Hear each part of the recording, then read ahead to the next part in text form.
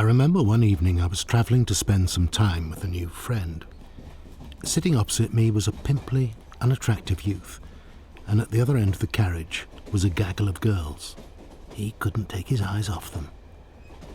I'd been eyeing him for several minutes, the desperation of his lust for the girls, the hopelessness of it all, when suddenly he saw me. A look of utter contempt coloured his face. I turned away, amused that he thought I was eyeing him up. Nothing could be further from the truth. There was I, with an evening promising dinner and good sex, and there was he, going nowhere. I think it was then it first occurred to me that the backlash against gays was inevitable. We were having it too good for them. I'm proud that because of my friend Ken, who set up the National Lesbian and Gay Survey in the mid-80s, tiny moments like that one are preserved. We'd rejected heterosexual standards and made our own rules, finding the sexual freedoms which were the envy of all. No wonder, when HIV came along, many saw it as a punishment. They couldn't have wished for a more effective retribution. I said that Ken was my friend, and as the spring turned to summer in 1993, he was very definitely my friend, but I was still officially his buddy, a volunteer role coordinated by the Terence Higgins Trust. I spent time with Ken, went with him on hospital visits. He was relying on me more and more, but I was not the most stable of young men. I was 23, I had a lot going on, a BMI of about 17, most of my calorific intake coming from alcohol, and a secret. Over the years, reading each report that is submitted to the survey, it's tempting to make a generalisation. A lesbian, in coming to terms with her sexuality, heads straight for the public libraries, while her male counterpart heads straight for the public lavatories. I have been what is normally referred to as a promiscuous gay male. I don't like the word promiscuous because it's overlaid with negative imagery, so let's call it multi-partnering. Without exaggeration, I would say that I've probably had sex with as many as 3,000 partners in the last 25 years or so. This is not a boast, simply a statement of fact. Nor will I apologise for it. Years ago, I looked forward to the day when I would share a long-term relationship. I didn't agree with the early theory of the gay liberation lobby, which said that long-term relationships aped heterosexual marriage and were therefore to be avoided. I just wanted to need and be needed. My secret was that I never was quite honest about why I wanted to be a buddy in the first place. I was terrified. I had the strong sense that had I been born just 4 or 5 years earlier, I might well have been the buddied, not the buddy. I think by helping Ken, I was somehow trying to assuage the gods. In the spring of 1983, a call went out through the gay press for volunteers to have their sex lives monitored in case it would throw any light on the transmission of HDLV3, as it was then known. I went along. We were given blood tests and asked to complete a sex diary every few months. At that time, there was no test. That came in 1984, and all the blood samples we gave that month were automatically screened. Mine was found to be positive. This would never happen today, but I was given no counselling.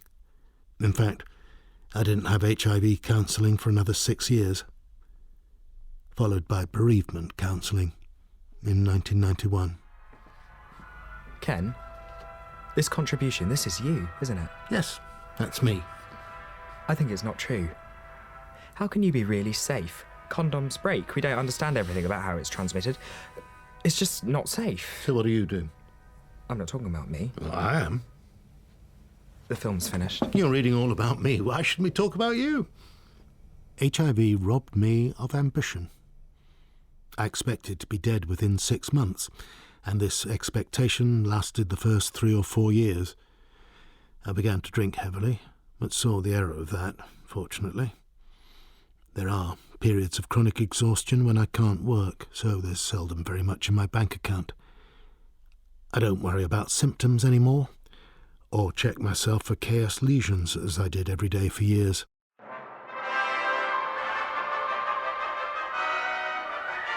All right. I choose safe people. That's what I do. Safe people? What? How? Oh, do you mean young people? You think you're different from me, then? A different species. I'm dirty and you're clean. No. You're as bad as the iceberg Tories. You've got a lot of growing up to do. Nothing like the last bit of this conversation happened. I wouldn't have been that honest with him. I couldn't have been that honest with myself.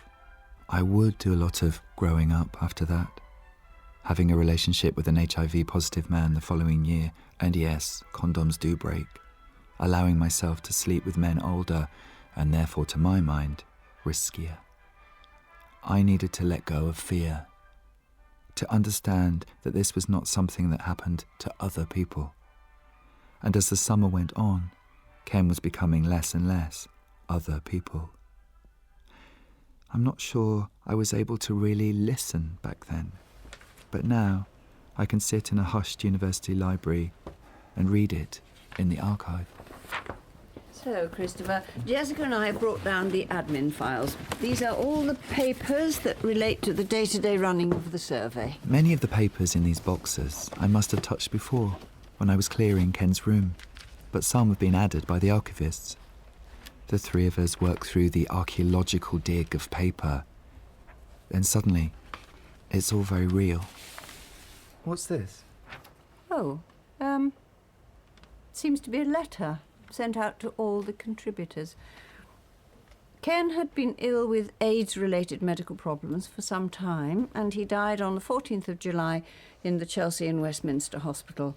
Ken was 48 years old.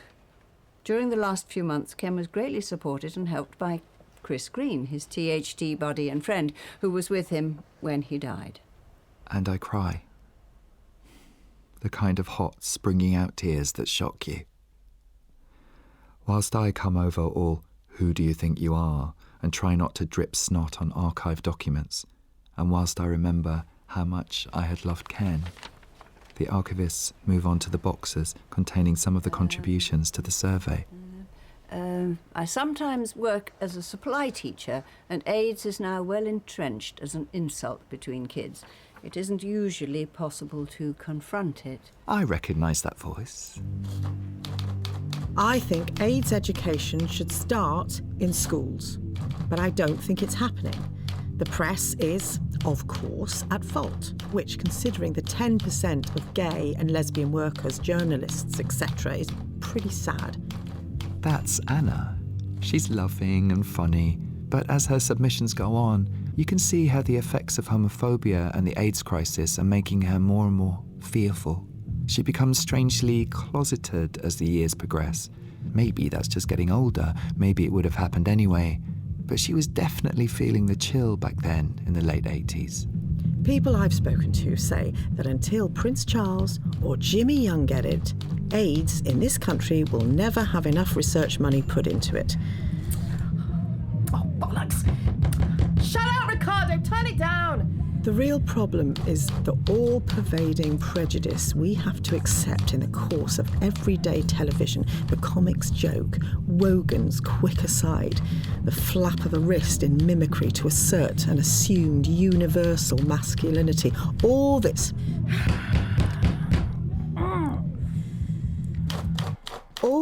appeals, however subtly, to a kind of "we're normal, aren't we wonderful" mentality that a group will use against anyone who's different.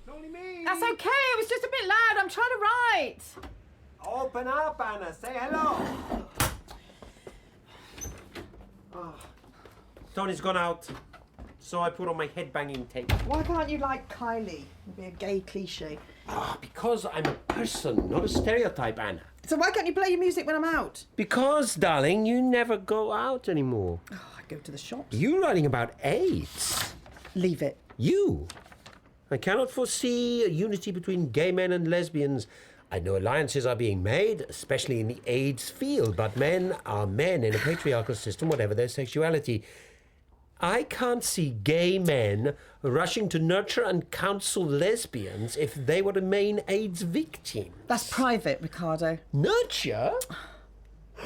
And when's the last time you brought soup to the AIDS-riddled homos who live next door? I'm talking about the politics of it. And I'm talking about the human beingness of it. Oh, yes, I know, but without sounding like a stereotype. The problem is that lesbians have had to fight so hard to be seen as sexual creatures with real sexual practices. You gay boys didn't have to do that. You were always men, libidinous. That's liberty to be sexual. No, you never needed permission like we did. You probably had more sexual practices to begin with and could afford to lose a few. I'll tell Tony. Oh, yes, laugh. We've had to fight our conditioning as women to achieve lesbian satisfaction. Oh, that's terrible for you. It sucks ass. It's killing me, darling. It really is. I didn't mean... Why don't you go out anymore? And why are half these books turned with their spines to the wall? Where's Julie? She said I was paranoid and uptight.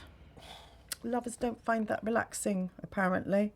I used to love it when you were in love. You used to cook loads, bang on the wall, and we'd eat it. I was always in love, wasn't I? Oh, they'd move on. You'd be miserable for a week or two, then bang, more free food. What happened to that Anna? Oh, I don't know. You and Tony, all this death, all this hating. I'm starting to think they'll win. Sitting in the library archive, surrounded by thousands of pages of similar thoughts and moments, I'm struck by the thought that the liberation to fall in love with who you want, to marry who you love, was never a fait accompli. It almost didn't happen. We can't escape the times we're born into. It's the one thing we absolutely can't overcome. And none of these contributors can be the definitive voice of the gay experience back then. Ken, Anna, and the rest, they're not every lesbian and every gay man. I certainly couldn't see the future. At the bottom of one box is a photocopy of the final contribution Ken wrote. There it was one day. All of a sudden. That purplish lump. I didn't run to the clinic for a diagnosis, but when I finally called in and Kaposi's sarcoma was confirmed, I felt disorientated. Later I cried. But then I took stock. KS is only an AIDS indicator, not life-threatening in itself. So far, I've had only a string of little illnesses. My AIDS diagnosis has actually come as a kind of relief. I'm no longer dreading its arrival. It's here, and I'm dealing with it one day at a time. But I plan, at the very least, to see in the new millennium The experience of love, no matter how short, is what I pray to God for.